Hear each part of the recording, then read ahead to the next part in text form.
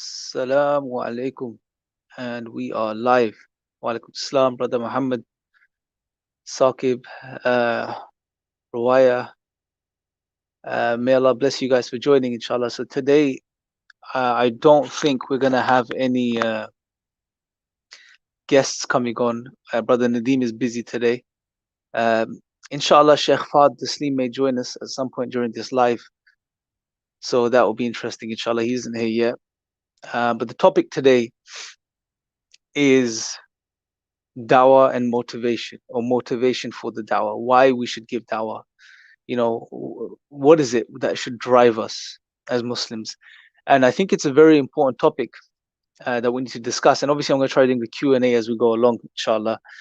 But I think it's an important topic because, subhanallah, there are, and we've got to be real here, there are loads of brothers and sisters that follow dawah YouTube channels, that watch the content, benefit from it, also through the process have understood the importance of giving da'wah online, in person, whatever the case may be, just da'wah in general. But for some reason, we don't take action. And one of the main reasons we don't take action, whether it's in the da'wah or whether it's outside of the da'wah, whether it's just in any aspect of life, is for one of two reasons. Two main reasons, two predominant reasons. Number one, wa alaikum salam to Samir, who's just joined us.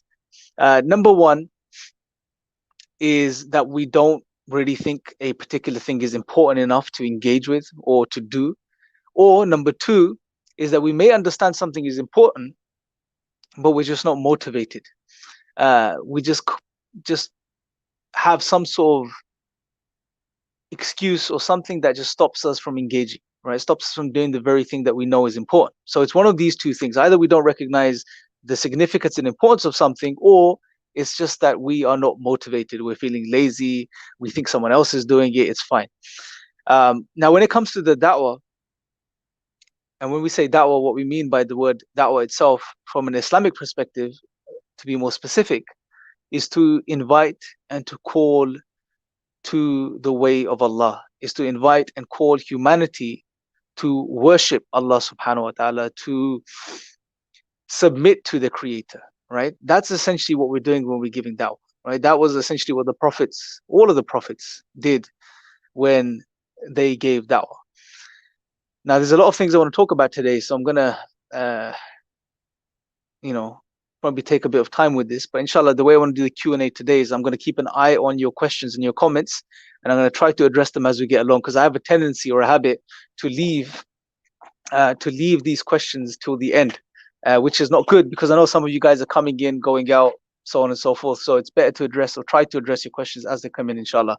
Because the objective behind these live sessions, the circle, whatever, we haven't really finalized the name for this program, is for it to be for you, inshallah, where you guys can engage, where you guys can ask your questions, share your thoughts, etc. Wa alaikum salam to Fatima, and wa alaikum salam to Muhammad, Islam, and Ma'muna. Assalamu alaikum to everyone. Shariar, cool. Assalamu alaikum. May Allah bless you all for joining.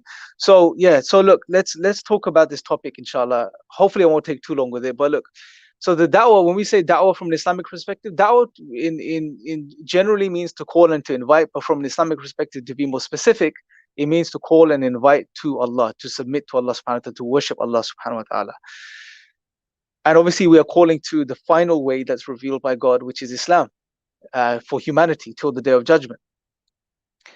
Now, let's address those two reasons we don't get involved. We don't engage in the da'wah, right? We may understand what it is, we may know what it is, but we still sometimes don't engage. Let's deal with the first thing that comes up over and over again. Wa alaikum salam to brother Muhammad Saqib, who I've already said salam to, who's joined again, I think, or is just put in another salam. So the first reason is because we don't understand the importance of something. And this is human nature, brothers and sisters. When we don't appreciate the value of something, we don't engage with it. We don't spend time on it. We don't waste time on it, as we like to think of it, right? Let me give you guys an analogy. Imagine for a second that wherever you're sitting right now, in that place, in your surroundings, wherever you are, take a quick, take a quick sort of analysis of the place you're sitting in right now. Pay attention to where you are, your room, wherever it is, etc. Really focus in on where you're sitting, right? Be conscious of where you're seated right now. Now imagine if I said to you for a second that, you know where you're sitting right now, under the ground, under the floor, 4 feet under the floor, there is a treasure trove. And inside this treasure trove are billions of dollars worth of diamonds. They're there. They're right where you're seated, underneath the ground, 4 feet under the ground, is a treasure trove with billions of dollars worth of diamonds inside it. It's a fact, right? It's proven. Now, let me ask you guys a question. And if I said to you, along with that, I said to you, well, all you have to do is you have to get to it. You have to access it, right? However you decide to dig it up is up to you. It's in your home. It's wherever you are. If you can dig to it, if you can get to it, it's yours. You can keep it. Now, let me ask you guys a question. What would you do to access, to get to that treasure trove of diamonds? Let me know your thoughts in the comment section here. What would you do to try to get to that treasure trove that contains all those diamonds? What ideas would you come up with? You don't have any tools. All you've got is the things in your room around you right now, and you have an unlimited amount of time. What would you do to get to that treasure trove? I want you to really think about this for a second. What would you do to get hold of those diamonds? Think, and it's real. It's proven. It's right there. What would you do to get to those diamonds? Let me know your thoughts in the comment section of this chat box, inshallah. So what would you guys do? Dig ASAP. Okay, so how would you dig? Give me specifics. You don't have any sort of diggers. You don't have any tools. What would you guys do? How would you dig? Ace says, speak to my landlord and make a deal. Yeah, that's one way of doing it.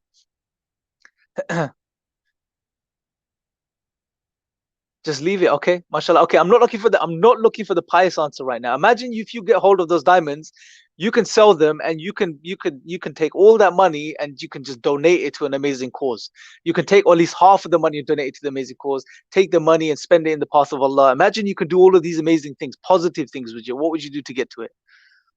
Consistently dig it out? Absolutely. Yeah. Yep. Okay. So Brother Slayer says, dig in your mind. Okay. But I'm sure we'll make an effort. Yeah, we'll find whatever we can. We'll smash the floor with an axe or whatever you get your hand on, etc. And the reason we would do this is because we understand the value of the contents inside that box that's under the ground. We've really come to appreciate the value of the contents of the box that's under the ground. This is how we work as human beings, brothers and sisters. What we fail to realize, if we apply the same mindset to Islam, if we apply the same mindset to the Quran, if we apply the same sort of thinking to the Dawah, one thing we fail to realize is that all of these things that I've just mentioned, our deen, the way of life that Allah subhanahu wa ta'ala has given us of Islam, the Quran, the final revelation from Allah subhanahu wa ta'ala, the opportunity to give da'wah and the potential rewards associated with this job. If we to really understand and internalize the value of what Allah has given us, man, why are we not moving? Why are we not doing whatever we can in our ability to attain maximum benefit from all of these things? If we really understand the value of Islam, why are we not doing our maximum, putting in our maximum effort to try and make the most of this way of life Allah has given us? Why are we not? Why is the Quran, brothers and sisters, let me ask you this question. Why is the Quran sitting on our shelves, gathering dust, not being picked up by us weeks on end, months on end? It's just sitting there. We don't even pick it up for 5 minutes a day sometimes. Why is this the case? If we have really understood the value of what the Quran is. What is the Quran, brothers and sisters? It's the speech of Allah. It's His final revelation. And it's not for Allah, it's for us. It's for you and me. It's guidance for you and me. It's for our benefit. So we prosper, so we benefit. It's not only for our benefit in this life, but for us to help us to attain the afterlife, Jannah. Why are we not engaging in da'wah ourselves? Why are we just saying, oh, someone else is doing it, let them do it, it's fine? Why are we not doing whatever we can to facilitate the da'wah when we know the potential rewards associated with giving da'wah? What did the Prophet ﷺ inform us of? What did he say? He said, and I paraphrase that, if Allah was to guide one person through you, just one person at your hands, it will be better for you than a whole lot of red camels. Now, obviously, the context there is not just specifically red camels. It's signifying, think about anything in this dunya, the most valuable thing in this dunya. If Allah guides one person through you, it'll be better for you than those things. A whole lot of those things, not even a single thing, but a whole lot of those things. Lamborghinis, Ferraris, you know, private jets, private islands, whatever you wanna think about. It'll be better than all of those things. And another narration similar, the Prophet ﷺ mentioned that it will be better for you than everything, the entire earth and everything on its surface, along those lines.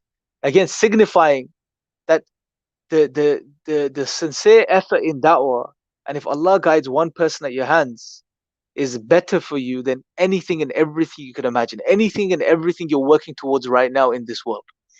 Better than becoming a millionaire, better than becoming a billionaire, better than becoming, I don't know, immortal, whatever you want to think about, man, whatever you can think about. So if you really understood the value of what the Prophet, peace be upon him, told us, why are we not making effort in the da'wah? Now, and again, look how broad Allah's made it. It's not, to give da'wah doesn't just mean to be on a street da'wah table or to be online or to be on YouTube or to be on social media. There's many ways of getting involved in da'wah. Think about what your skills are. What has Allah blessed you with? Specifically you as an individual. What are your skill set? And how can you use that in the path of Allah? For some of you, maybe writing. For others, it may be, it may be just, making videos. For others, it may just be giving da'wah to your neighbors. For us, for some, it may just be, okay, let's just start sharing the deen with our own family. That's the starting point. It all boils down to intention at the end of the day, man. And again, this is something we need to keep into perspective here, because sometimes we always think from the worldly plane. We think, okay, that we think giving dawah on YouTube, we're reaching thousands of people, hundreds of thousands of people. Okay, more reward, as opposed to giving dawah to one person on the street. Well, it doesn't always add up like this, because as Muslims, we shouldn't have this single vision. We should have this bifocal type of perspective on reality, because we have to take this dunya, this reality, this existence in relation with the akhirah. Because we have to remember that, look, if our intention isn't there, that's the bedrock of all of this. If we're not sincere, if we're not trying to be sincere in our efforts, then you could speak to 1 million people and give 1 million people dawah online, but if your intention was off and you were doing it for something other than for the sake of Allah, well, that's gonna not be worth anything. If anything, that could be the reason for you to be punished in the hereafter. And the same applies to the person giving dawah to one person. If you were to give dawah to one person sincerely for the sake of Allah, that could be worth more than speaking to 1 million people on social media. You have to find that balance in regards to this. So that's the first thing I wanted to sort of clarify, is that sometimes we don't act because we haven't internalized the value of something. And once we do, there should be nothing that stops us, inshallah. So before I move on to the second point, let me just flick through, because mashallah, some of you guys are sending in some comments.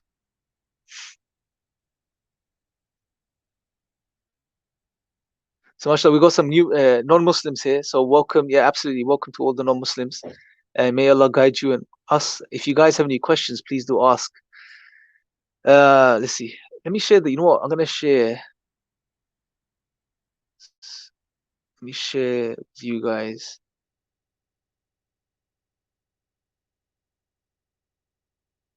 Let me share with you guys the link to the stream. So if any of you guys have any questions, Muslim, non-Muslim, please do feel free to join me. Here's the link. Join me on this stream, inshallah. So I've just shared the link with you guys, inshallah. Okay, so let's see. Samir is his lack of knowledge. when it comes to knowledge in the da'wah, we have to again find that sweet spot, that balance. Because again, there's a spectrum here, yeah? Don't fall into this trap, guys. On one end of the spectrum, you have people that say just give da'wah, don't worry about knowledge. On the other end of the spectrum, you have people that say don't give da'wah, you don't have enough knowledge. As if there is some sort of specific criteria of how much you need to know before you can get involved in the da'wah. Obviously, there are some basics that you need to know, but find that middle ground, which is share what you know. If you know something, you understand something, then share it. And a brother once said to me, if you know enough to be Muslim, you know enough to give da'wah. And it's a very profound statement, because essentially what he's saying is, what makes you Muslim? Share this with people at least. That's a starting point, right? That's a starting point, inshallah. So, but definitely keep gaining knowledge and keep sharing more with people. Wa alaikum salam to Salah, who's just joined us, inshallah. So let me see if I can. We have, mashallah, we've got a few of you coming on. So I'm going to go one by one and add you guys to the stream. Assalamu alaikum, brother Amin or sister, I'm not sure. If you have a question, please do feel free to ask now, inshallah. Hello, brother. Can you hear me? Yes, I can hear you, brother. Assalamu alaikum. Walaikum assalam, brother. Brother, I'm a younger. I'm from Bangladesh, and brother, at this moment, I'm now arguing with a skeptic friend of mine who is at which has my same age, and he's arguing with me. And would you like to give me some advice to give him dawah? Absolutely, bro. So look, when it comes to skeptics, atheists, first thing you need to, one thing I really recommend you do is really, if he's your friend especially, bro, really try to understand where he's coming from. Now, what I mean by that is, firstly, try to analyze, okay, is this guy genuinely interested? And that's why he's engaging with me and talking to me? Or is he just wanting to debate and argue? And he's not really interested. Try to determine this. And if he's your friend, you should be able to pick up on this. Because sometimes you find people, especially atheists and some skeptics, they just want to debate. That's what keeps them going. That's what they make the purpose of their life. Okay, my purpose is to just debate religious people and to overcome religious people. So if you feel that's what he's on, and you've tried to talk to him and give him da'wah, then it may be a case to say to him, look, bro, this ain't a joke. I don't have time to waste. I could be speaking to other people as well. If you genuinely want to know, I'll help you. But if you just want to debate and argue, well, maybe we should end this discussion here. Yeah, because you don't want to waste time with people just debating. Okay.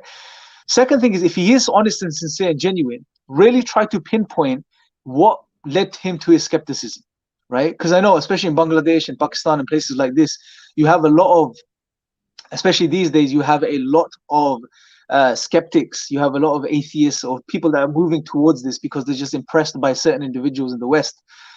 So just really try to understand what's the root cause of his skepticism. Because sometimes what we do, bro, is we try to deal with the surface level, right? Meaning, okay, he has a question about Islam, he has a doubt about Islam, I need to just answer that. But we're not dealing with the root cause. The root cause, in many cases, is something far more simple, like an emotional reason. For example, he may have had some bad experiences with Muslims. He may have been, I don't know, had a bad experience at mosque as a child, maybe his parents, which pushed him away from Islam, right? So really try to figure out, really try to figure out what the root cause is, bro, of his skepticism and deal with that. That will save you a lot of time, inshallah. And just make a lot of dua for him as well.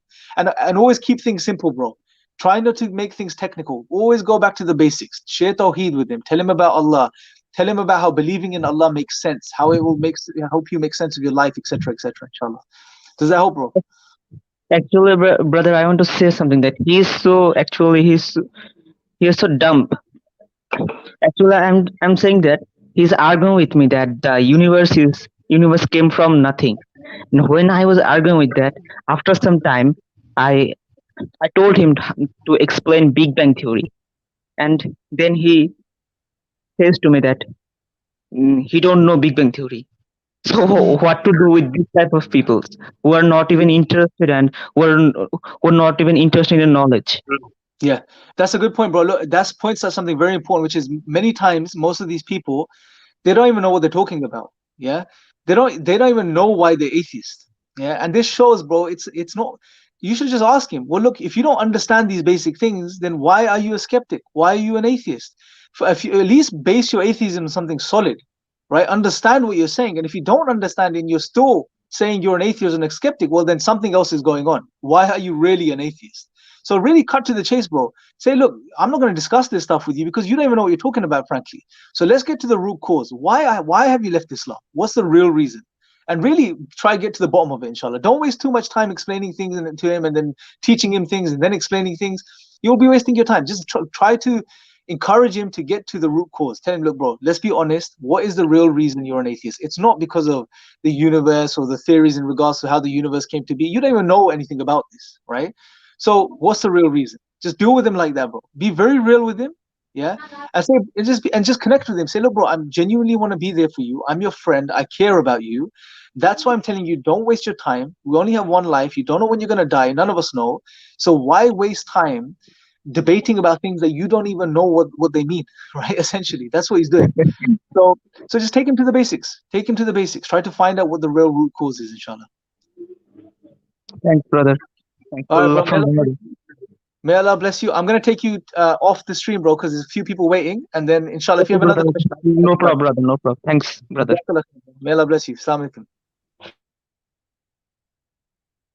Okay, we have Saqib on. Assalamu alaikum, Saqib. Wa alaikum assalam, Brother Imran. How are you, brother? Alhamdulillah, I'm fine. How are you? Very good, brother. Jazakallah khair. Okay, feel so good that I saw you again. Alhamdulillah. I just wanted to ask a question that how can a person like during a workplace give dawah to his work colleagues or okay, like a person goes at 6 o'clock or 7 o'clock to his job and comes back, 7 o'clock in the evening, and there is a break time, in the afternoon time, an hour or so. So, like, if you can give some tips, or maybe you have experience of giving people down in the workplace, so how can that be managed? And number two, a second question, that if a person, doesn't get much of break time in his work, then how can he pray his other prayers? Should he take a limited time, 5 to 10 minutes every time there is a prayer, or not to pray Jama, or he should then not pray it at that time and pray it at some other time when he's free? Okay, bro. Jazakallah khair. Where are you from, if you don't mind me asking, bro? What country do you reside in?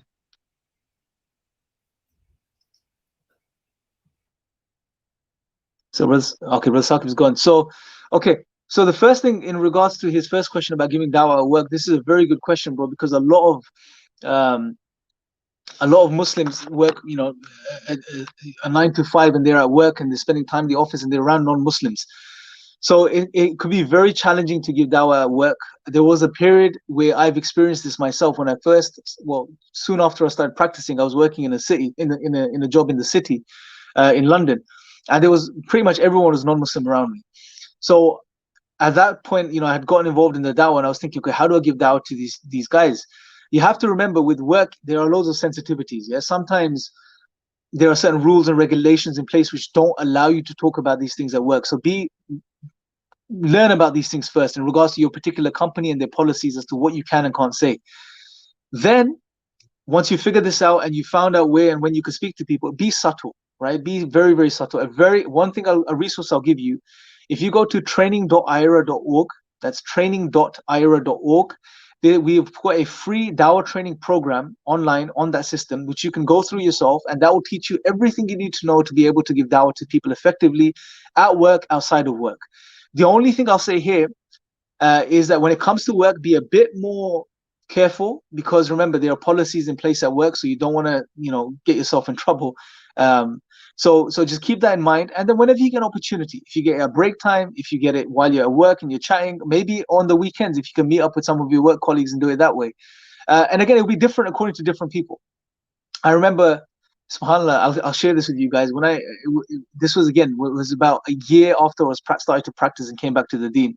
I worked in this company in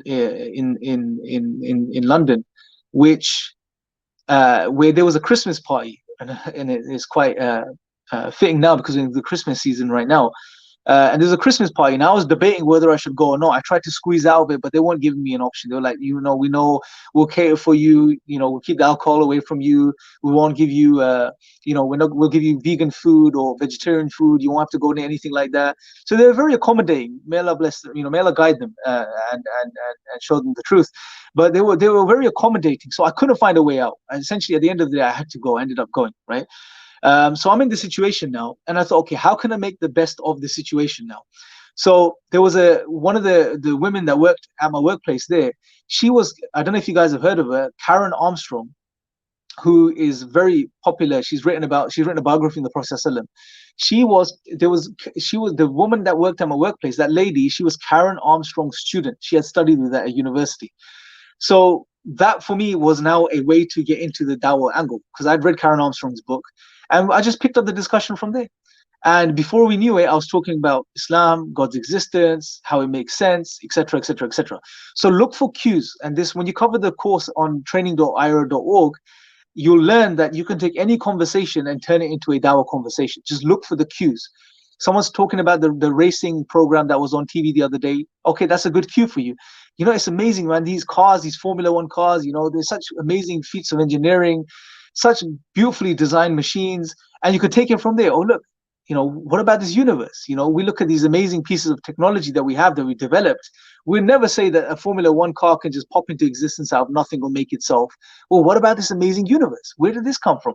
So I'm fast tracking it now just to give you an example, but you can take any conversation and turn it into a Dawah conversation, right? So when you go over the course, that will really help you. In regards to prayers, I'm probably not the best person to ask. What I would recommend you do is to check this with someone of knowledge in your locality, maybe a local mosque, and see what they advise you. But what I used to do, I can just give you my personal story, is, again, my workplace was very accommodating, so they gave me a small place to pray, and I would make sure that I would take that opportunity and go and pray when it was time to pray. So try to get that facilitated. And most workplaces these days, especially in the West, well, let me be more specific. In most Western countries are extremely accommodating from the perspective, like the UK's London is extremely accommodating as far as Muslims at workplace and allowing them to pray, etc. So it shouldn't be a problem. But if you want specifics and what to do if you can't pray during the day, should you pray in the evening, check that with someone locally, inshallah. So that's the advice I give in regards to that, inshallah. Okay, let's go on to the next brother Tamim. Assalamu alaikum, brother Tamim. Sorry. Assalamu alaikum warahmatullahi wabarakatuh. Well, Can you hear me? Yeah, I just no question. I just wanted to see what you're doing and how's it going. So because Brother Chris is on TikTok, so I just talked to him. So I just wanted to see what's about. But yeah, like basically, like you said, like in terms of the workplace, there is sometimes people. Normally, I don't get into Dawah in workplace, but sometimes you do get cues. So just wondering how you transition into that, because usually sometimes it's not like an employee. It's sometimes it's like a manager or HR to ask you, and you're kind of like nervous because you want to get into too much detail because that might affect your relationship at work. So usually I avoid it, but what would you recommend in regards to that? Yeah, very good question, bro. Look, one thing is we have to you have to sort of realize the sensitivities of your specific workplace and the person you're speaking to, because when you work somewhere, you get used to the nature of people, right? Your boss has a specific nature, the HR guy has a specific nature, so there's some people that be much easier to talk to as opposed to other people. But again, with the workplace environment, you have to be very careful. But whenever you get an opportunity, this is why I was recommending the course on training.ira.org. When you go over it, what that does is it gives you all the tools. Okay, how do I now speak about the basics of Islam and get those across, the very things people need to know if they want to effectively communicate the message of Islam to whoever, right? And then it's just a case of that transition. Okay, where is the opportunity? If someone asks you, for example, in Ramadan, you're fasting, question comes up. Okay, lunchtime is lunch. Come with us on lunch. You're like, I'm fasting. That's a perfect opportunity for you to transition in. When it comes to, for example, praying, if you request it, they may ask questions. That's a good opportunity for you to give them a little bit of dawah there, right? But be subtle. One thing I've noticed with Muslims at workplaces, what happens is we get uptight sometimes as soon as we ask questions, right? And what happens is we're not. It's almost like we're not afraid, but we're reluctant to say things, and that shows in your own body language then, right? It's immediate. People pick up on it, and as soon as you project that type of vibe to whoever's asking you, they feel uncomfortable, and then you feel more uncomfortable, and it becomes this vicious cycle of feeling uncomfortable with each other on that particular topic. So be prepared mentally, right? Maybe, and it's, visualization is a very powerful thing. Sometimes just go over those scenarios in your head sometimes, right? I could be asked about Islam at any time. My boss may ask me, the HR guy may ask me, they may be interested. Always have that positive outlook. Okay, as soon as I'm asked, I've gone through the course, I know what to say. Okay, here's my opportunity, right? So if you're prepared, you'll exude that through your body language as well. And that will open the whole conversation up, right? But I've been in this experience myself. Sometimes I haven't been prepared already at workplace to give da'wah. And as soon as I'm asked, it's like a deer in headlights. You're caught and you just become tight, and they see it in your face. He doesn't want to talk about it. And then that makes them more nervous, and you become more nervous, and it just ends bad, right? Or it just doesn't go anywhere. So just be ready, prepare yourself the best you can. And then whenever you get the opportunity, in a very calm, relaxed way, just share the message of Islam, or whatever you can at that point, inshallah. Yeah, usually I just usually they ask me about the prayer, because that I have to tell them, right? So Yeah. the problem is like I don't want to. Sometimes they're afraid of too much information, so Yeah. you're just trying to give them just what they need to know, like what you have to, like regards to what you need to do, and Yeah. then later on, if they want to discuss it more, I just tell them like, hey, you could ask me more about it, but Yeah. essentially I just tell them like, the basic is this is what I got to do, and that's it. So Yeah. usually because they have the phobia, right? And Yeah. if you're nervous as well, like you said, it's a problem as well. So you want to get fired or anything like that. So I'm just saying, like you said, it's you have to be wise in terms of how you approach Yeah, everything. So absolutely. And one more thing I say, bro, is always cue it with a question. So, for example, say if they ask you about something, about your prayer, you give them the basic, right, just as much, and then always end with a question. Now, if they're interested in taking it further, you would see it when you ask them that question. They'll give you more than a few words, right? They'll give you maybe a few sentences, and then that will really give you an idea. Okay, this person is I can move forward with this conversation with this person. But if you ask a question, so for example, they ask you about prayer, you tell them, you're like, it's interesting you ask me. I mean, have you ever heard of the prayer before? Do you know why Muslims pray? Just ask a really nice, genuine question, and if they're interested, they will come out with more than a few words, and that will be your cue. Okay, I can take this further. But sometimes you'll be like, no, I haven't, and then they'll leave it at that, and then that's your cue. Okay, maybe not now. Maybe they're busy thinking about something else, etc. Pursue it another time, inshallah. So always cue it with a question. End with a question yourself as well, inshallah. right. Jazakallah khair. I May appreciate Allah it. bless you, bro. Jazakallah khair. I'm just gonna bring someone else on. Jazakallah, bro. May Allah bless you. Assalamu alaikum, brother. You too. Walaikum salam.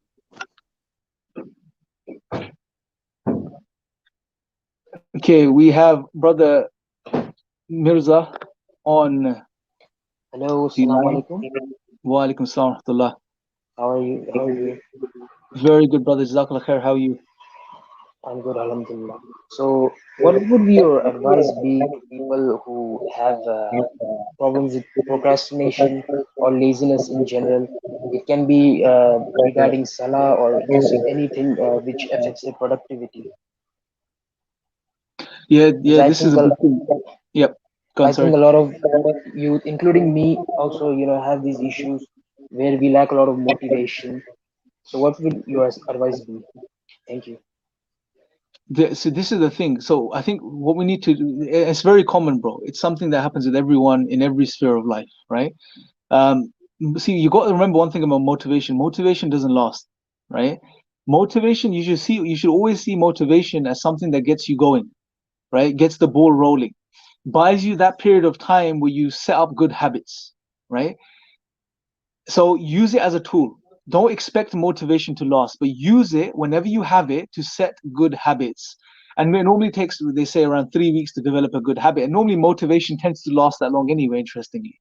So it's focus not on motivation, but focus on reminding yourself that this is a good habit and this is what I need to follow and this is what's beneficial for me. Okay.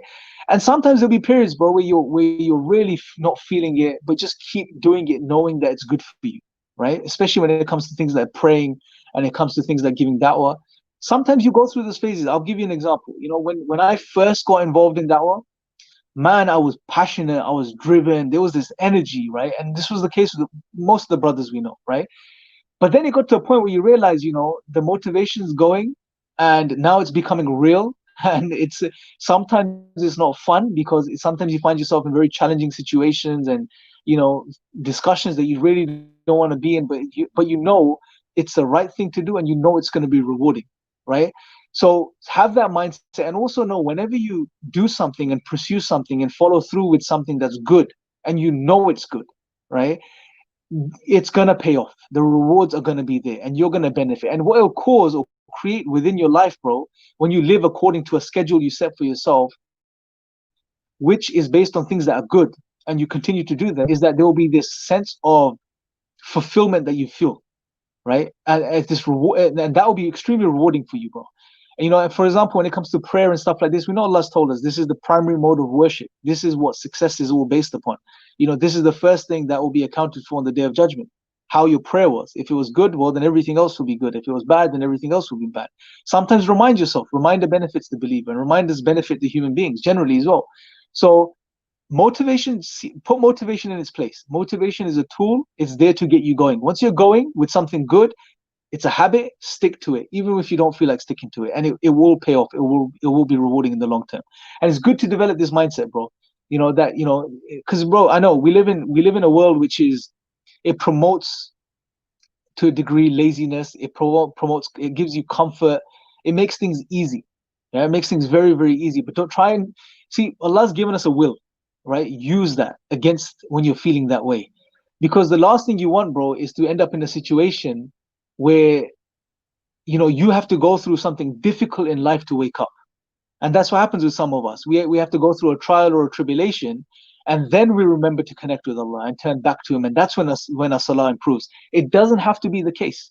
If when things are good and easy, if we really see the test in those situations when things are good, the challenge there is, okay, it's so good right now that I'm starting to feel lazy with the things I need to do. But this is when I have to do it and be grateful for the blessings. And if you do that, we know if you do live according to the way Allah has told us to do, that will remove many of the trials and tribulations you go through in life. Because sometimes trials and tribulations come for that very reason, to wake us up, right? And sometimes they come as a punishment, again, which has a side effect of waking us up, inshallah. But don't let yourself fall into the trap. Even when you're feeling lazy, get up, do what you need to do, and know that you're doing the right thing, and this is going to pay off in the long term, inshallah. Hopefully that helps, bro. Thanks a lot, bro. Alright, and God bless you. Jazakallah khair, bro. May Allah bless you, inshallah. Okay, let's move on to, may Allah bless you guys. SubhanAllah, there's quite a few of you on today, alhamdulillah. We have Mamuna. Assalamu alaikum. Please, if you have any questions, please do share them with us now, inshallah. Assalamu alaikum. I'm from Pakistan, and well, I just wanted to ask. I've come across this question twice or thrice. Sometimes people ask that, they didn't ask to be born and they shouldn't be sent to hell because they do not even want to live. How do we answer it? Okay, Jazakallah khair, Sister Mamuna. Very good question. Sometimes some people, they say, well, I didn't ask to be born. I didn't ask God to create me, so then why do I have to end up going to hell, etc. Very good question, very common question. Look, sometimes, and I'm not going to recommend you guys do this, but sometimes, depending on the person, and Hamza is the one that Hamza is the one that told me this. He said, look, if someone says they don't want to live, they didn't ask to be born, just say, look, fine, go end your life. Go, kill yourself. I'm not saying do this. That's a good one. It's to get the point across, right? Because look, no one's going to kill themselves. They love their life. People love their life, and people love the fact that they're alive. I mean, especially the world that we live in today.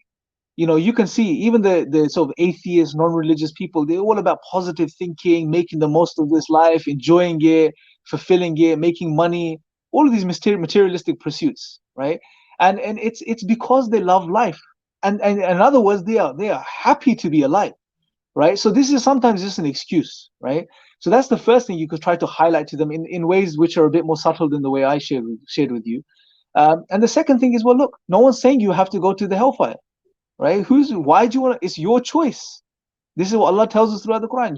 This is why Allah gave us guidance, revelation. You choose to do the right thing, submit to your Creator, follow His way, and you won't have to go to the hellfire. Allah's not going to get nothing from sending anyone to the hellfire, right? According to, I believe, one of the narrations of the Prophet ﷺ, that Allah is built. There's a house built for every single person that exists in Jannah. The question is, will they occupy their homes in Jannah? That's the question, So they're not going to get Allah's not going to get anything from sending anyone to hellfire. But the question is, what are you going to choose? No one's asking you to sign a $1 million check and give it to you. All that's been asked of you is submit to your Creator, be grateful for what you have, and live a good life. And in return, you will get Jannah. It's as simple as that. So sometimes, those that don't just, again, it boils down to this. Sometimes there's other underlying reasons as to why people move away from Allah. And then they mask that and cover that by, all of these types of strange questions, just to sort of keep convincing themselves that what they're believing and doing right now is the right thing. And once you've highlighted this to them, try to find out what the root cause is of them denying or turning away or being in doubt, and then deal with that, inshallah. So hopefully that helps, Sister Mamuna, inshallah. It did. And thank you. Jazakallah. Assalamu alaikum. Okay. Brother Muhammad Aslam. Assalamu alaikum, brother. Waalaikumsalam. You can hear me? Can you hear me? Yes, I can hear you clearly, inshallah. Okay. My name is Muhammad Aslam. I'm from Malaysia. So I just want to ask two questions. The first question is, how can I consistent in Dawah? The first one during before and after COVID. The second one is how can I read a book with consistent, because I have the problem to read a book, because I will see the video to understand something like that lah. Just that two question. Thank you. Jazakallah khair, bro. So very good questions. First one about how to give dawah during COVID. This is a very important topic, because one thing we're realizing, we had a certain way of giving dawah before COVID. In many cases, the brothers especially, it was about street dawah on the ground, facing one-to-one conversations. You can't do that anymore. So it's no problem. There's a very easy solution. Go online. That means use social media, use YouTube, do blogs, write things. Trust me, the online sphere is huge, and there's a huge potential there to give dawah to people. Use this, maximize these platforms, right? Use them in the right way. We're on social media already, so why not use it in the right way, inshallah, yeah? So use social media, get involved. And the first point of call I would say is, if you haven't already, do that dawah training course on training.ira.org. Once you've done that course, then inshallah, you will have all the tools you need to give dawah, and then start to express that through the different means online on social media. The second thing, in regards to how to read a book and finish it, let me confess something here, guys, yeah? I am dyslexic. Seldom, rarely do I finish a book. I hardly finish any books. I struggle reading, okay? So one solution, if you genuinely struggle with reading, if it's not just a focus issue, is maybe now you have the option of audiobooks, right? So you can start, you can go online and you can inshallah listen to audiobooks on Audible. Most books are on there as well. So I normally listen to a lot of audiobooks now when I'm driving to work, and it's a good way to fill in those empty spaces in your life, day-to-day life, where you're doing an activity, but you can also be listening to something. So use audiobooks. If it's just a focus thing and you just want to really get into reading like a proper book, then I would say, well, look, make time during the day. Give yourself a time. Is it in the evening? Is it in the morning after Fajr? Make a small slot, 15-20 minute slot. Start small, start 10 minutes, 15 minutes.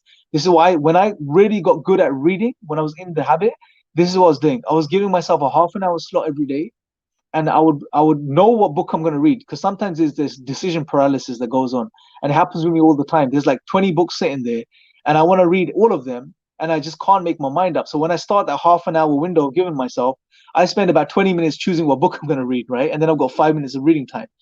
Be ready with the book you want to read that day, okay? Some people enjoy reading one book through. If that's what works for you, do that. Some people like to read a few different books at the same time. If you're doing that way, then choose what book you're going to read for the day and read that specific book that day, inshallah. And when your half an hour starts for reading, just do it. You have to do it, right? It's even if it's painful, even if you don't want to, you're being distracted. Put your phone away, read, and when you're done, you're done. And you'll feel the sense of achievement at the end of it, inshallah. But you have to give yourself that make that habit, inshallah. You have to give yourself that window every single day, inshallah. So hopefully that helps, brother Muhammad, inshallah. Thank you very much. Jazakallah May khair, Allah bro. bless you. May Allah bless you. Salam, bro. Jazakallah. Assalamu alaikum. Okay, we have Sami on the line. Assalamu alaikum. Walaikum salam. How are you? Alhamdulillah, very good, bro. How are you? Alhamdulillah. I've got a question regarding giving dawah to non-Muslims in the UK. Yep. My question is, when doing dawah in England I assume you've been doing it for a number of years, do you feel like there's hatred towards Muslims and Southern Asians? So do you think the hate towards Muslims and brown people increased over the years, or has it relaxed when given dawah? Thank you. Jazakallah khair for the question, bro. So look, I'll put it this way. Let me just take you off the stream. So look, let's put it into context. There is definitely a fringe out there that's extremely racist, right? That has a unfounded hatred towards Islam based on misinformation, etc. You'll find those people, no doubt, right? But the majority of the people out there on the ground, they don't hate Muslims, they don't hate Islam, they don't hate Asians. Sometimes we just build this story in our minds. We just tend to believe that this is the case, generally speaking, based on maybe one or two experiences that we've had, negative experiences that we have had. But that's not the case, right? So don't assume that, firstly, because what happens is, as soon as you have this assumption in your head, that's gonna color and everything you do from that moment onwards. So even when you're speaking to people, you're gonna have an assumption about that person that he doesn't like you, and that's gonna impact and affect the dawah you're giving that person and how you're connecting with that person, right? So try to remove that as much as you can. Assume the best of these people. They don't know, they're ignorant about Islam, they need this information, right? Also remind yourself, and this is not a point of arrogance, but this is a point of humility, I would say, is to recognize that what Allah has given you is a huge blessing, huge blessing. And people are desperate for this blessing out there, regardless of what background they come from, what race they are. It doesn't matter. Islam is for everyone. We have to give dawah to everyone. So go into your dawah with that mindset. You have something to give people and they need it. Have that as a focus, and that will really now impact your dawah in a more positive way, inshallah. Generally speaking, as far as the perception of Muslims has changed over the years. When I first got involved in dawah, and I'm talking about 8 years, 9 years ago now, when I was doing street dawah, I started giving dawah in a part of London called West Ealing. And things were rough on that table sometimes. There were some aggressive Christian preachers, some aggressive type of secularists, some nationalists, some just outright racists, right? That would just attack and scrunch up your material and throw it sometimes, swear at you, abuse you. It happens sometimes now as well, but it used to happen more so then. But alhamdulillah, because of all the amazing effort of the brothers in the UK that are on the ground doing dawah day in, day out, such as the brothers in Leicester Square, mashallah, every single day of the week. It's Leicester Square in city center. They, up until obviously the lockdown happened, they were out almost every single day of the week, if not every single day of the week. And this has changed perceptions a lot. So the dawah efforts have changed a lot as far as perceptions of people is concerned in regards to Islam. But whatever the case is, never let that be a barrier, inshallah. Never let that be a barrier. So before we move on to the next question, give me a second, guys. I'm just gonna, let me see if I can do this. I'm gonna pop out for a second. Just bear with me, and I'll be back in just a second, inshallah.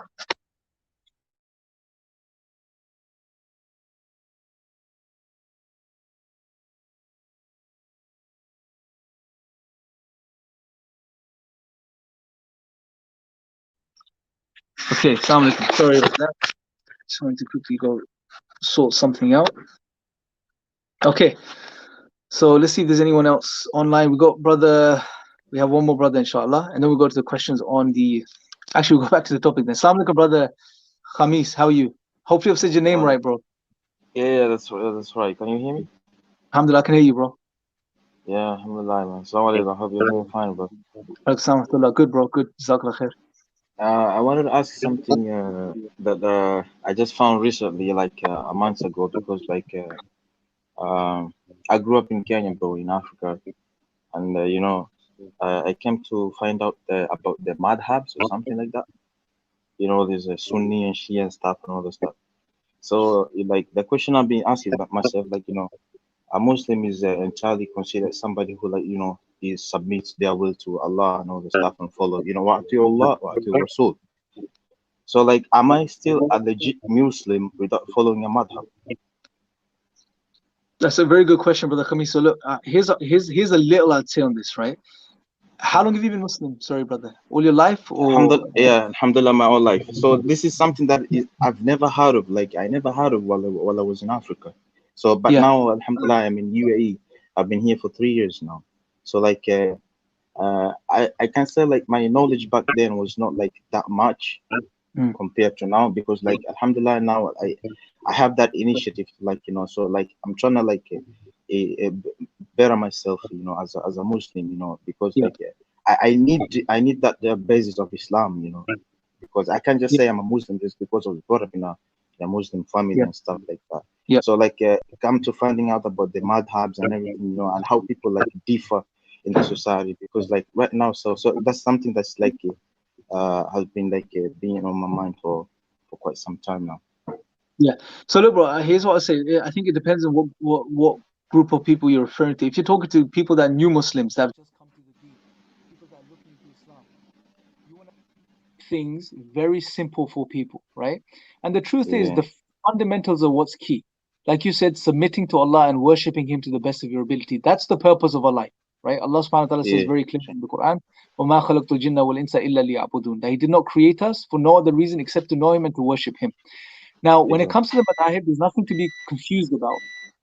I'm going to give you a very basic on this, yeah, and then you can look this up further. Yeah, But I won't spend too much of your energy worrying about this stuff. There's nothing to worry about here, yeah. yeah, See, Islam, over the centuries, what the scholars have done is they've tried to put principles in place to preserve the deen, to preserve Islam and its teachings and its truths and its laws, etc. So this yeah, was resulted in schools of thought, the different madahib within Sunni Islam, yeah, right, which is yeah, the majority in the world. Now, when it yeah, comes to these different madahib, mhm, you can follow any of these. I would say what we say to new Muslims is, or someone that's looking into the deen and coming to the deen, is depending on what area you're in, right? What yeah, area you're in, follow your local masjid. Whatever madhab they follow that. It's fine. Whether yeah, they're a Hanafi masjid, a Maliki masjid, a Shafi'i masjid, or a yeah, Hanbali masjid, just follow your local, okay? Because yeah, they differ on some things, sometimes trivial issues, but there's nothing there that would take you away from your deen, right? It's Islam, yeah, right? It's yeah, just the efforts of the scholars in history to preserve this amazing way of life, this Islam for yeah, us throughout the yeah, centuries. And because it's a human effort, sometimes the scholars will differ with each other and they will come to yeah, different opinions, based on their understanding and based on the way they've derived certain rulings and the fiqh behind certain things based on the source texts. They're yeah, all okay. I would say to you, bro, depending on what area you're in, whatever mosque you go to regularly, if you're mm, growing and you're learning about the deen, just go with your local mosque, inshallah, whatever madhab they follow from that perspective, right? But yeah, the key yeah, thing to always focus on as a Muslim is, look, yeah. we have the Quran and we have the Sunnah, The Sunnah of the right? Prophet sallallahu alaihi wasallam. Right. And everything a human being needs is there. It's there. It's preserved for us. And the fundamentals are essentially to know Allah and to worship Him, right? And the Yeah, best way to do this is to follow the example of the Prophet ﷺ, right? yeah, So yeah, all of these schools or all of these madahib are trying to achieve that same goal, right? yeah, There's nothing there. It's because human beings we come to slightly different understandings based on the same thing. Sometimes there's no problem, right? And every single school has their own reasons behind why they believe what they believe, etc. Okay, yeah, so yeah, focus on the basics. The most important things to focus on, bro, is to focus on the salah, mm, right? And to yeah, establish salah properly, like not just pray it, but to be fully yeah, connected when you pray. To really leave yeah, the salah feeling like you're a different person, it's changed you, it's impacted you, right? mm, To grow yeah, closer to Allah, study the names and attributes of Allah subhanahu wa ta'ala, study the Quran, right? What is yeah, Allah saying? What does He want from me in this life, right? And just one thing at a right. time, bro. Take things gradually in your progress in knowledge, right? Yeah, And yeah, don't all get overwhelmed, right? If you ever have any doubts, bro, I'm sure where you are right now in UAE, you have access to, alhamdulillah, amazing mm, resources and scholars and students of knowledge. Refer to someone you trust locally, inshallah, and find a teacher if you can. Scenario, yeah, and stick to that teacher, sure. Yeah. right? Can I And catch you for a second, because don't let these things be, sometimes what happens, bro, unfortunately, the way we as Muslims we speak about these things, it can lead to a lot of confusion, right? Yeah. And sometimes Yeah. we can talk about these things in a very negative way as well. It becomes about, oh, you don't follow this madhab, I don't want nothing to. We have this very type of Yeah. That's the thing, bro. shallow, Because like, negative way of so looking at these things, yeah, right? yeah, So yeah, it's just yeah, look, I'm a Muslim. I worship Allah subhanahu wa ta'ala. I want to worship Allah the best. Okay, what do I do? Where am I in what's my locality? What resources do I have access to? Okay, here's a yeah, Hanafi mosque. Here's a scholar I trust. Okay, I'm gonna go study with him. Okay, here's a Hanbali mosque. Here's a scholar I trust. Okay, I'm gonna go study with him. They're all fine, right? yeah, Don't be yeah. overwhelmed by these things, inshallah, bro. Yeah, Inshallah. Okay, man. inshallah. May Allah bless you, bro. Man, you too, brother. Thank you so much. Jazakallah Jazakallah khair, khair. bro. Assalamu alaikum. Assalamu alaikum. Okay, inshallah, let's do some questions now, brothers and sisters. Let's see if you guys actually, before I go to the questions, let me see if there's any questions, inshallah. If anyone else wants to join the live chat, let me just put it in the it's in the comments already. I can't paste it again because it's not my copy. But you guys can just come on. The link's up above. If you scroll up on the chat here, and you can join me on this link, inshallah. Okay, here's the question.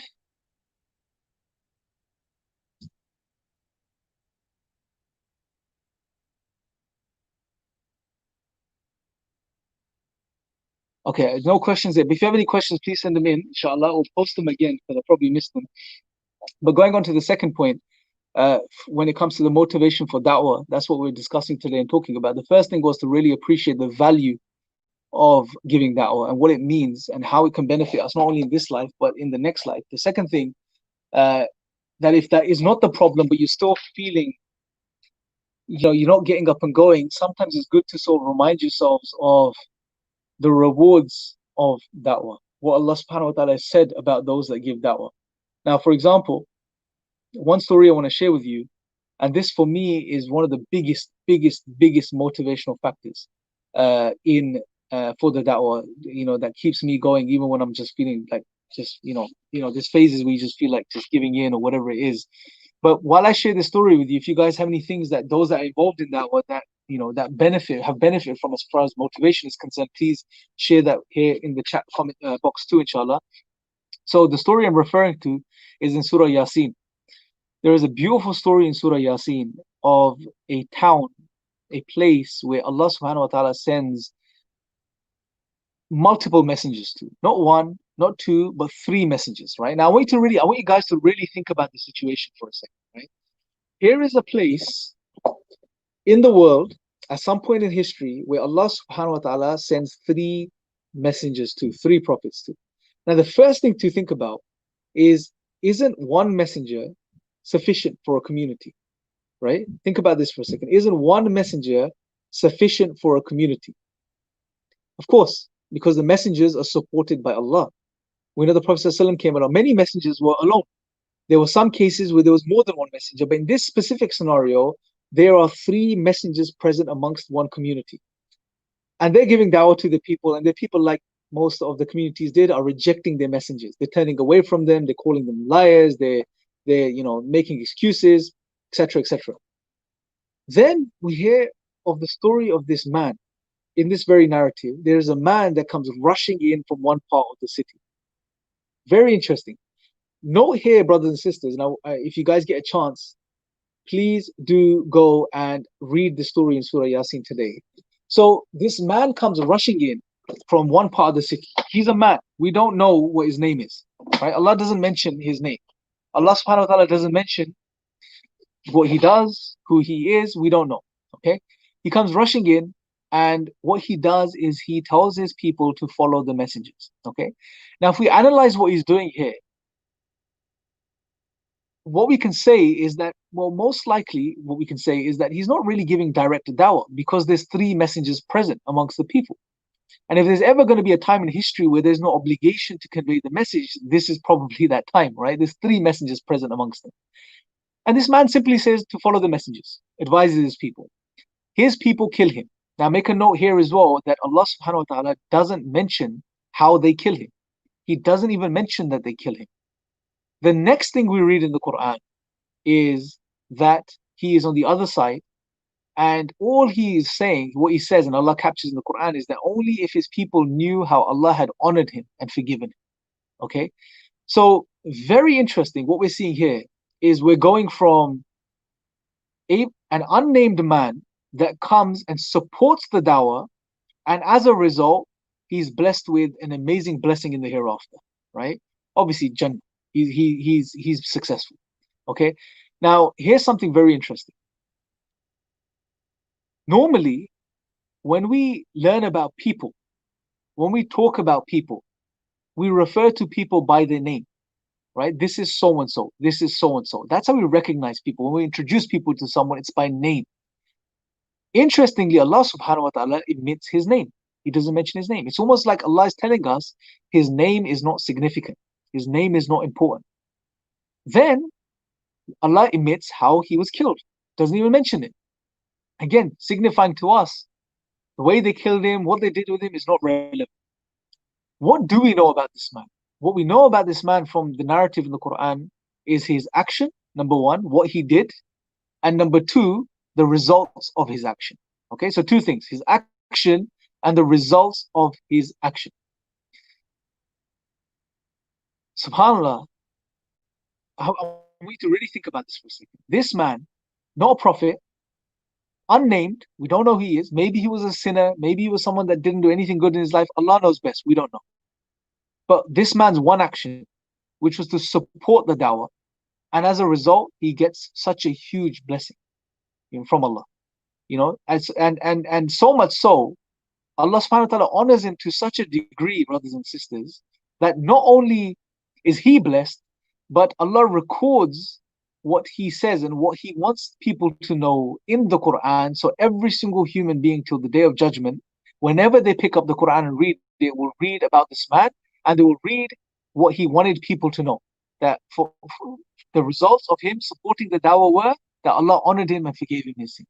He got Jannah, paradise. He was successful. Right? SubhanAllah. Now think about this. I want you to juxtapose this. I want you to compare this with our situation today, brothers and sisters, right? This was a man that simply supported the dawah, a regular man who supported the dawah at a time where there were three prophets, three messengers from Allah present amongst them in his community. We live in a time where there are zero messengers present amongst us today. And we're not only supporting the dawah, brothers and sisters, we are actually trying to give direct dawah. Okay? Now, if his reward was so great, can you even begin to imagine what your reward would be? I want you to really think about this. If his reward was so great to support the dawah at a time with his three prophets, messengers present amongst them, then what would your reward be for trying to give dawah at a time with there's no messengers present? We can't even begin to imagine, brothers and sisters, wallahi. The potential reward Allah subhanahu wa ta'ala has in store for us for simply making a sincere effort. And maybe that was the only one time this man supported the dawah in his life. Maybe, right? We don't know. Maybe this man never did anything else good in his life. So imagine what potential reward is in store for us if we step up and we give dawah in this time. For me, I don't know, man. This was just like, there's no excuse. There's no excuse. Even if it means you just go speak to one person about Islam in your life and you do it with sincerity. You just do it with the utmost sincerity to the best of your ability. That could be enough to attain you paradise. Because that was the case with this guy. Right? So really, I mean, we sometimes don't appreciate because we find it so easy. And that's another blessing. So, speech. And I'm working on at the moment a course inshallah, that you guys may be interested in. When it releases, I'll let you guys know on the power of speech itself. It's a huge blessing from Allah subhanahu wa ta'ala. And unfortunately, we live in times where we've forgotten how to communicate, effectively speak publicly. But the speech comes so easily to us, right? It's one of those things, all the muscles involved in speaking, you can speak all day long, your muscles don't tire. Your tongue doesn't get tired, right? Whatever other muscles are at play, they don't get tired. But if I also told you to hold your arms out like this for 5 minutes, your shoulders will start to burn, right? If I also told you to go for a run, a 5-mile run, most of us, I can't do it. I'm sure most of us won't be able to do it. Our legs will be in pain the next day, right? If I was to ask you, if you've been going to the gym recently, how many sets did you do on the bench press last week? You'd probably be able to tell me because it's painful. It takes effort, right? But if I was to ask you, Okay, you guys, tell me how many times you've spoken since this morning. How many times did you open your mouth and speak since this morning? Say something. I can guarantee no one can tell me an exact number of times they opened their mouth and spoke. And that's because it's so easy. We speak and we speak and we speak and we speak and we don't get tired. It's one of the greatest blessings, if not the greatest blessings, the human faculties the human being has, that of bayan, not any speech, but intelligent speech. Intelligent speech. And it's so easy to use. So easy to use. What does Allah say in Surah Rahman? Ar-Rahman, allama al-Quran, khalaqa al-insan, allamahu al-bayan. Allah starts off by saying He is the most merciful. And then the scholars have said, because Allah starts off with this beautiful name of His, then He demonstrates His mercy in the next few ayat. He taught the Quran. The Quran is the greatest blessing on this earth for a human being to be successful. He created man. Man, the creation of man, I mean, it's the greatest forms of creation that Allah has created. Then Allah says, this man, he has the ability of bayan. It signifies it's one of the greatest, if not the greatest faculties that we've been blessed with. And it's a mercy from Allah. And indeed it is, if you think about it. Comes so easy, we use it all the time, we don't get tired. And it has the potential to gain so much reward, brothers and sisters. So much reward. Doesn't Allah say in the Quran, and who is better than the one who calls to Allah? How are you going to call to Allah? You're going to use your speech. And then Allah says, does righteous deeds and says He is of the Muslims. This is a huge, this area here is a huge potential profit for us. We can benefit so much from us just saying the right things. And Allah makes it known to us in the Quran that every single one of our blessings is going to be accounted for on the Day of Judgment, right? Every single one of our blessings. This is one of the greatest blessings. This is also going to be accounted. What we say, what we talk about. I mean, think about this, and I'll say this is the last thing, and then we can go to the Q&A. Think about this, guys. Really think about this. Do you want this to be the case, that we're standing on the Day of Judgment, we're standing in front of Allah subhanahu wa ta'ala, and He asks us about the blessing of speech, and somehow in front of you, all the moments that you ever spoke in your life come in front of you, right in front of you, you can see them, and that's going to be a huge amount. And imagine out of all of those moments, you don't find one instance of where you used your speech to call to Allah. How's that going to feel? How's that going to feel? I mean, really think about it. How is that going to feel? How are you going to feel on that day? Don't waste this opportunity, brothers and sisters. Wallahi, the one being blessed with Islam, 2 being blessed with the understanding that giving the message is important to others, and 3 being given the means to be able to go and give this message, which every single one of you right now has that potential to do. You all have access to the internet. You all have access to social media, and there's many ways of doing this, many ways of doing this. There's literally no excuses, brothers and sisters. Wallahi, there are no excuses. There are 0 excuses for us. The question you need to ask yourself is not, should I give da'wah? The question you need to ask yourself is, how do me personally get involved in da'wah using my own skill set? That's the real question you should focus on. That's the productive question, inshallah. Right? So that's it for me. I'm going to go through your questions, inshallah. See if you guys have anything else. Let's see.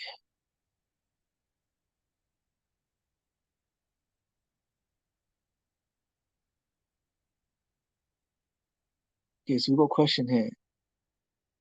It's a good question by Rabia Muhammad. She says, is it appropriate for women to give da'wah publicly, for example, giving lectures in front of an audience of both genders? Now, this is a huge, broad question. Now, I'm only going to share with you what I have taken from the sheikhs and scholars that I've spoken to about this particular question, and what we've seen from real life experience, okay? It depends on, firstly, when it comes to giving da'wah. Now, if we are talking about generally da'wah, then sisters should also be involved in the da'wah, right? Because there are many means of getting involved in da'wah. And to be very honest, generally speaking, sisters are much better at writing, at sharing their thoughts as far as the written medium is concerned. And the brothers aren't utilizing, this particular medium enough. So there are many, and there's many other ways. There's mosque events you can do, there's university events you can do, etc. So sisters generally should be involved in the da'wah. Now, if we get more specific, And we say, okay, what about street dawah? Now, I would say it depends on the context and it depends on the area you're in. Now, for example, and we've had this discussion with Brother Nadeem many times as well. Me and him slightly differ on certain things, but we agree on many things as well in regards to this. Now, when it comes to, for example, say you're in a particular scenario, say you're in Pakistan and you're on campus and you have a dawah table for sisters or for women. I don't see a problem with that. It's safe. It's a productive environment. Just engaging with other females. No one's going to do anything to you. No one's going to say anything to you. Okay. But now say you're in somewhere in Europe, one of those countries, maybe a country where Islam is not taken well to, they're not really fond of Islam. And you're saying, should sisters be on a street dawah table giving dawah publicly? I would say it's probably not the best idea because it's not safe. And it could cause more problems. Say someone comes and attacks a sister or says something to a sister, say there's a brother around, it turns into a fight. Okay, the dawah's finished in the area. It could be detrimental for the dawah itself. So you have to be wise with this, okay? Now, obviously, there are certain other conditions you need to keep in mind. If you even have a safe place, again, this is for you to maybe check with some scholars, but be wise with it. Be very wise with what you do. Generally, I would say if you're in an environment where it's not safe and people can be aggressive, maybe not a wise idea for sisters to be on a dawah table, okay? But that doesn't mean they shouldn't be giving dawah elsewhere. They can be doing mosque events, open days in the mosques where people come in. It's a safe, controlled environment and they can give dawah there. As far as public lectures, I don't know. I really don't know. If you ask my personal opinion, and this is not an Islamic opinion, I would say probably not the best idea. But again, it's something you would have to check with someone of knowledge. If you're looking to pursue something like this, speak to a sheikh that you trust and see what they recommend and what they advise, inshallah. So that's what I'm saying in regards to that particular question. Okay.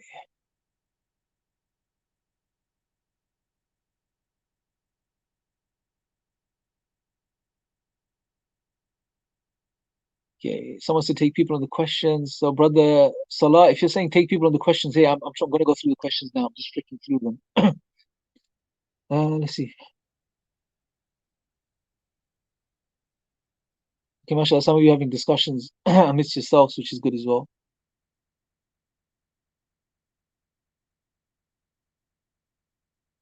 Okay, if you have any questions, please do post them at the bottom now, because I'm literally looking at the bottom of the screen.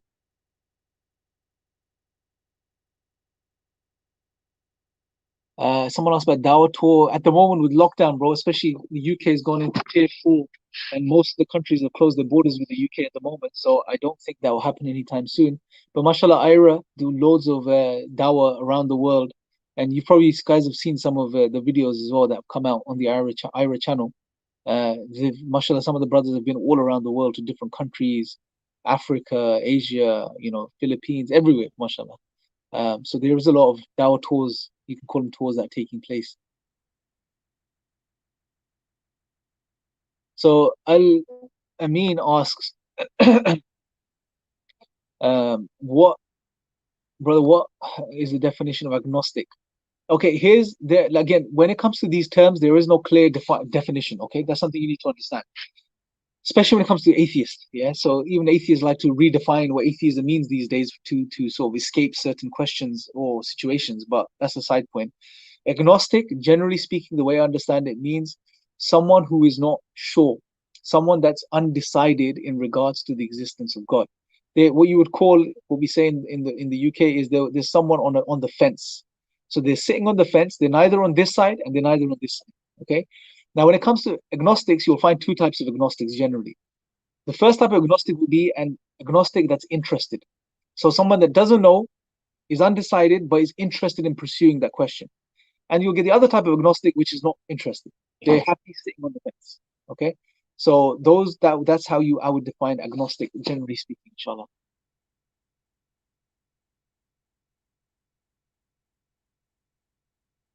So link to join, I'll share that with you guys now, inshallah.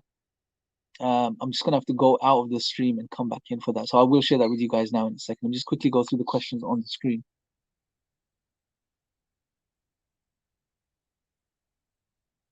Might have a name wrong. Okay.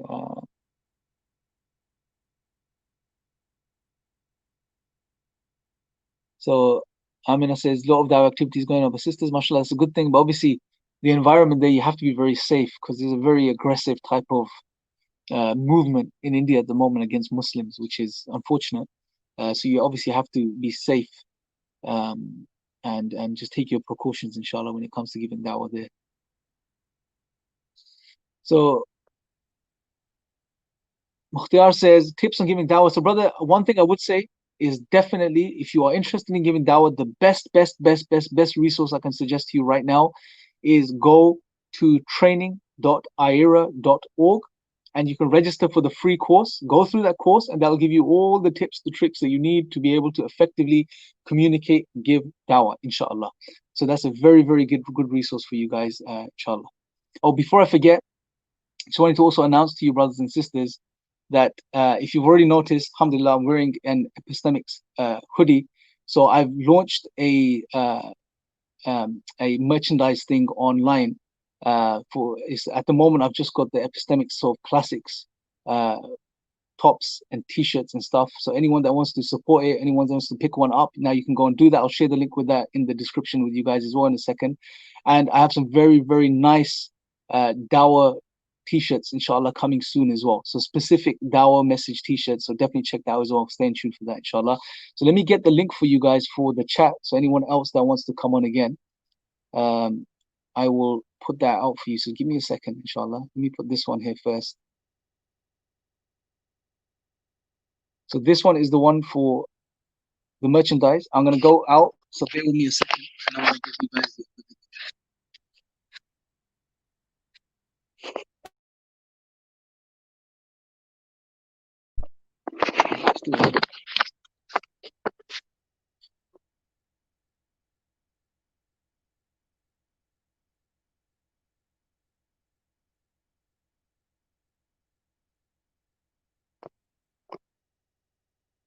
So I'm doing this off my phone, so it's a bit more tricky than when I'm on the computer.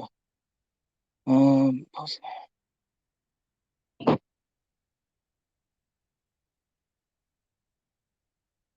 So here's the link. If anyone else wants to join, inshallah, ask any questions. The link I've just posted now below is all, inshallah. And we'll take a few more questions live, and then we can wrap up for today, inshallah. And inshallah, next week we'll have brother Nadeem Ashraf with us again, joining us again next week, inshallah. So let's see. So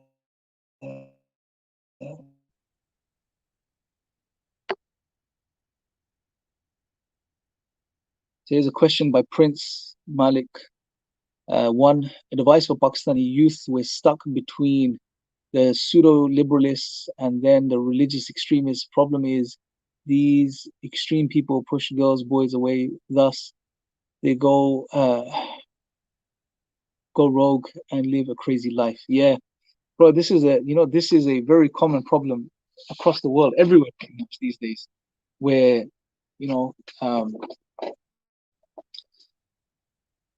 the youth don't have an avenue, unfortunately. You either have the two extremes. You have the guys that sometimes it doesn't have to be extremists. It's just overzealous brothers and sisters who expect too much too soon from youth, right? So one thing I would say, look, in Pakistan you have a phenomenal resource, okay? Utilize that resource. And what I'm referring to, guys, is Youth Club. So Youth Club Pakistan, based in Islamabad. It's run by, you guys probably know the brothers there anyway, Raja Ziaul Haq, Taha Jalil, Ali Atasham, and all of the other brothers involved, mashallah, and sisters. That's the best resource in Pakistan. Amazing group of brothers and sisters. If you're someone that's young and just getting into practicing the deen, definitely check out this stuff, inshallah. In regards to the other, the other wing, which is the liberalists, the secularists, yeah, I mean they need help themselves, man. Honestly, they're just confused and just wannabes, bro. In most cases, and it's unfortunate because they're just following whatever the trends are in the West, and unfortunately they're latching on to the sort of skeptic atheist types such as Richard Dawkins and all of these Western atheists, and just because they're from a particular context or a certain part of the world, they must be speaking the truth according to them when they're really not.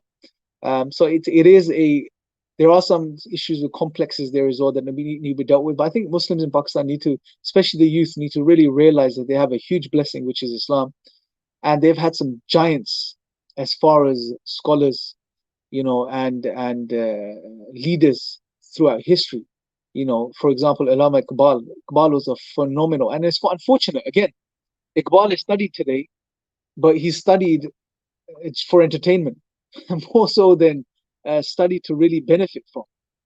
People read his poetry, people read his works, and it's almost become a cult in and of itself in a way where, oh look, we have study circles about Iqbal, but it doesn't really change our lives, it doesn't impact us.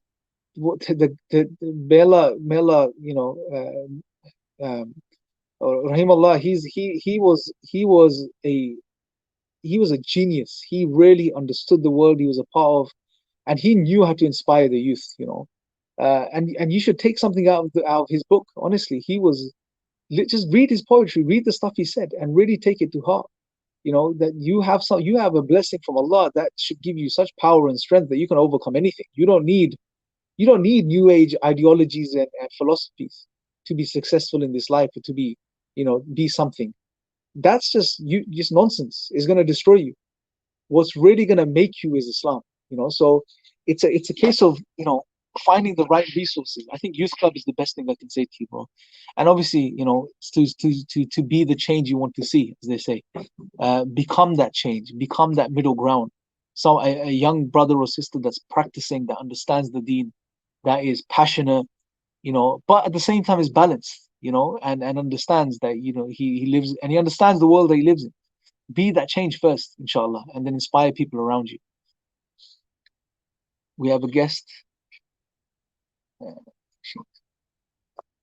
So we'll just take two more brothers and sisters, inshallah. So, brother Khamis, assalamu alaikum. If you have any question, you can unmute yourself now, bro, inshallah.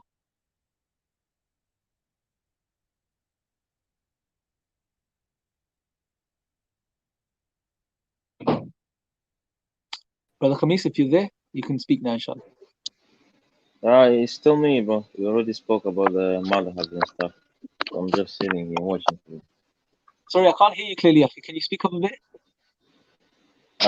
We spoke about the Madhabs and stuff. So I was just sitting watching through here. Okay, alhamdulillah. Oh, sorry, bro. Okay, Yeah, jazakallah khair. Yeah. Okay. Let's add brother Fuad. I think that's how you say it. Assalamu alaikum, bro. Okay. Assalamu alaikum. How are you doing, man? Very good, bro. Jazakallah khair. Can you hear my voice clearly? Yeah, I can. If you can speak up a bit. Sorry, my phone's just being a bit funny, so I can hear you very low. It's almost gone into the speaker. Okay. What about now? Yeah, it's better now. Okay. First of all, thank you for providing this situation, providing this opportunity. And I apologize if my English is a little bit broken, but okay. Anyway, my question is, we say our purpose in life is to reach God, Allah, right?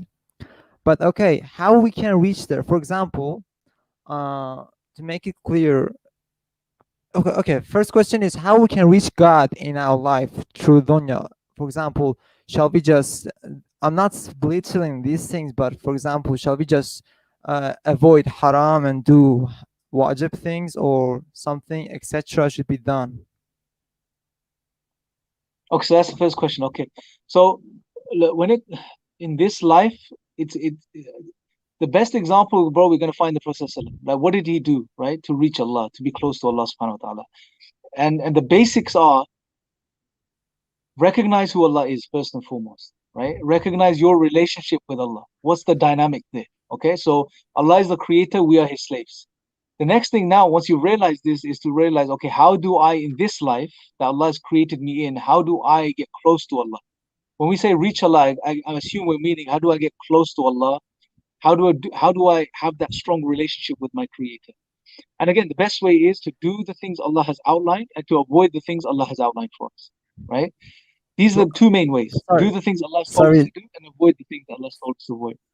Sorry to cut you, but for example, to make it more clear, I want to say, for example, if I want to be a photographer, can I still reach the highest ranks of Jannah and still be a photographer, for example? Absolutely, bro. So look, see, let's understand. See, this life, bro, we function in this life in a certain way. Okay. Now, you see, it's a very good question, bro, because we know Allah has said that He did not create us for any other reason except to worship Him. Okay. where we make the mistake is in our understanding of worship.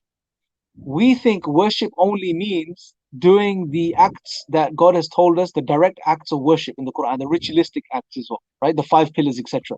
Those are a part of worship. You can say that they are the most important parts of worship, but they are not worship as a whole, okay? If Allah said He's created us in this life for no other reason except to worship Him, that means that Allah is telling us this whole life is potentially worship, okay? And so that means, this is why the understanding is, whatever you do in your life, if you do it with the right intention, the right consideration, that can become a form of worship for you, okay?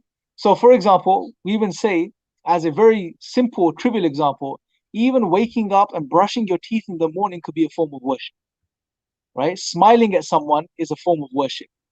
Having your breakfast could be a form of worship. Why? You can have an intention behind it. I'm alive. Allah is allowing me to brush my teeth. If you even recognize Allah is allowing you to do this, Allah is allowing me to eat this food and digest it. Even recognizing this, bro, leads to gratitude. And gratitude is a form of worship, right? It's thanking Allah, it's being aware of Allah, conscious of Allah. Now, when it comes to something specific like photography, absolutely, bro. Look, you can think, okay, I want to be the best photographer in the world, right? And I want to capture, for example, I want to capture the signs of Allah, the world of Allah, and I want to share this with humanity so they can be in awe, right? So I may capture a moment on film which just leaves the person stunned, and that may awaken something within them, which is this realization, wow, there has to be a creator behind this, right? So again, you can always tie everything back to worshiping Allah. You know, obviously there are certain endeavors you would like to pursue in life, certain which will be more in line and help you achieve that better. So photography, I would say, is a good one, right? Because photography is very broad, right? You can, for example, Sheikh Yaur Beg, who I really respect and look up to, he loves photography, right? And he loves wildlife photography, and he loves capturing these images of other animals and creatures and sharing them on his Instagram, because these are signs of Allah, right? So he's sharing the signs of Allah with humanity in a way they probably can't experience it if it wasn't for the camera. So there are certain things you can pursue which are more closely related to, or you can utilize more properly in that type, in worshiping, right? Obviously, there are some things which will be just counter to worshiping Allah, such as engaging in things which are wrong to start with. But most things in life, you can use them, and you can build into it the element of worship as well. You know, so it's the best of both worlds. You do something that you're passionate about, and that's a skill Allah's probably given you, which is to be a photographer. And now you're thinking to yourself, okay, how do I use this skill? As we said earlier, how do you use your skills in your worship of Allah, in your dawah? It could be, photography is a beautiful example, inshallah. So Islam has not came to change us, for example, doing just certain acts, but to direct our way of life into something which is better. Absolutely. Islam is a deen. It's a way of life, right? So that means that when it comes to worship, that you can see as a hierarchy. There are some things that are stipulated by Allah, which are prerequisites for every human being. These forms of worship are for every human being. But then there's this whole sphere where you can then express the faculties Allah has given you, the interests Allah has given you and put in your heart, right? So some people have a passion for photography, some people have a passion for writing, some people have a passion for media, some people have a passion for just helping other human beings, being a doctor or an engineer, right? So the question is, how do you now channel these passions? First thing is to recognize whatever passions I have, whatever skills I have, whatever faculties I have are from Allah. They're a gift. Okay, now how do I use these gifts in a way to say thanks to Allah? How do I thank Allah through using these and expressing these as a human being that Allah has given free will to and Allah has made conscious, right? So Allah's given us these faculties. We have to express them and make them a form of worship, inshallah. Everything could be a form of worship, technically. Thank you so much. Really appreciate it. Thank you so much. Take care. Wa alaikum, brother. May Allah bless you, bro. Take care, inshallah. May Allah bless you. Assalamu alaikum.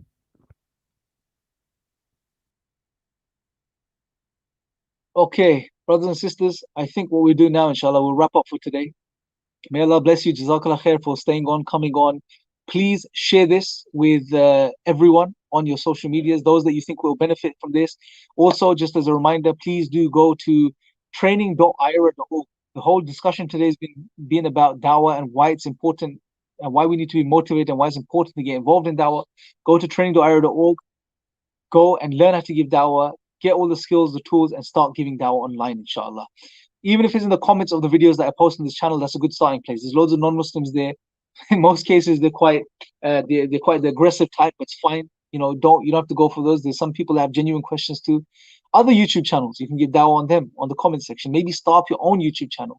Whatever it is, use the faculties and skills Allah's given you in the dawah, inshallah. Also, like I said earlier, the merchandise store is up. So anyone that's interested, you can go and pick up Epistemics merchandise, and have loads of nice designs coming out on there as well, inshallah.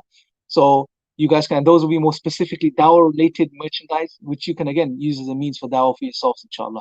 That being said, may Allah bless you guys. I will speak to you guys next week, inshallah. Next week we'll have brother Nadeem Ashraf.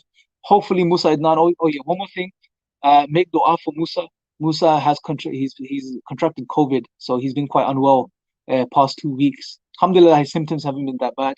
So inshallah, he will join us next Tuesday as well for the live. May Allah bless you guys. Assalamu alaikum. Oh, one more thing before I go. Everyone that's on, one more thing. We have another live stream tonight, which is I think 7 p.m. on Isa's channel. So it's Mind Asylum with brother Sabur. I think he'll be on Darwinian Delusions too, and on Isa's channel, Isa Khan's channel. I think it's called Think Islam. So definitely check that out if you've got time, inshallah. May Allah bless you. Assalamu alaikum.